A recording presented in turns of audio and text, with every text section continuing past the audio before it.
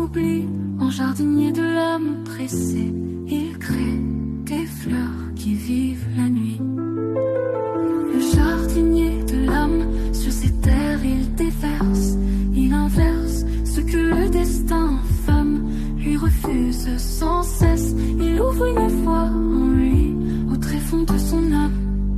Il craint la froideur de l'ennui, il fuit et dégaine sa lame. Il crée des fleurs qui ne meurent jamais.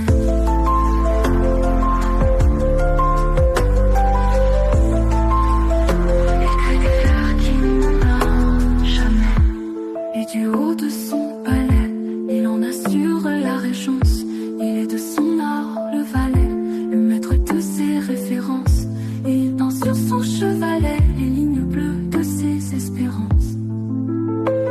Dans ses mots il réside, il y repère et interprète les formes et les couleurs du vide. Il est l'auteur, forçat esthète, une statue de marbre impavide, avec ses virgules et ses points. Il en sublime ses souffrances, une larme de fond qui vient de loin, c'est celle de l'enfant de l'enfance. Le poète est un jardinier de l'âme, et sur ces terres il déverse ce que le destin infâme lui refuse sans cesse.